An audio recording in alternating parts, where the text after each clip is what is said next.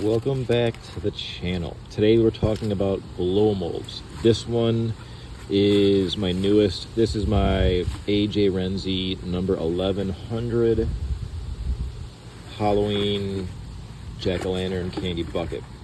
This is the one I had as a kid. There's a few versions of this one. This is the 7-inch tall with the cat embossed. There is an 8-inch tall cat embossed one, which is also 1100, and there's a smaller one which has a witch on it, which I want to get all those variations, but I believe this is the one I had as a child. The online resource I use, blowmold.com, has this listed as 1960s through 1970s.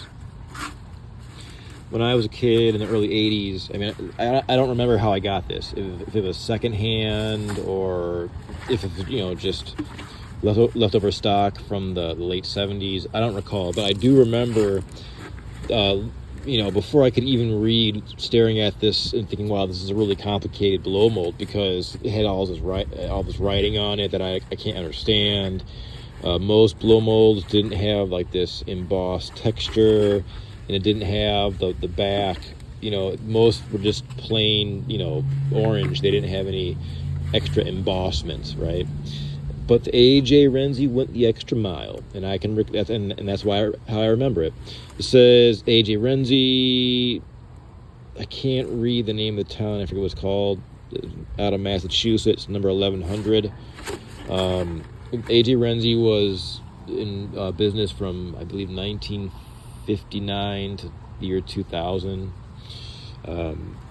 They made tons of different holiday blow molds. This is one of their most iconic. This is the one I can recall personally. I think I had one of their piggy banks, blow mold pink piggy banks.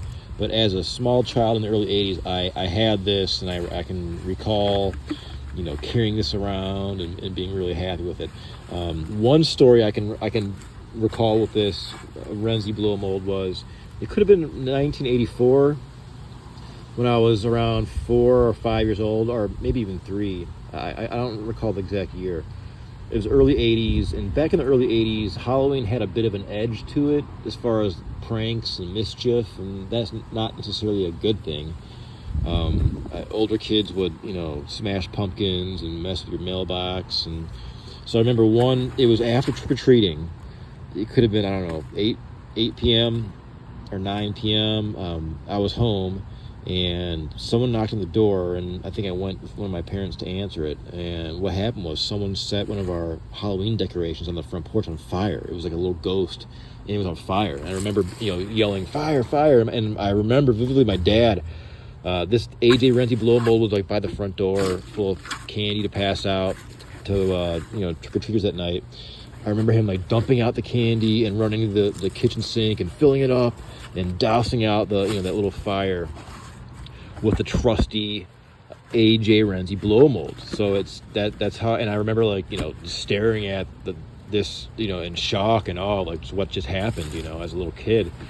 And that's one thing I can recall. One specific occurrence I can recall with this AJ Renzi blow mold. I'm trying to think what else.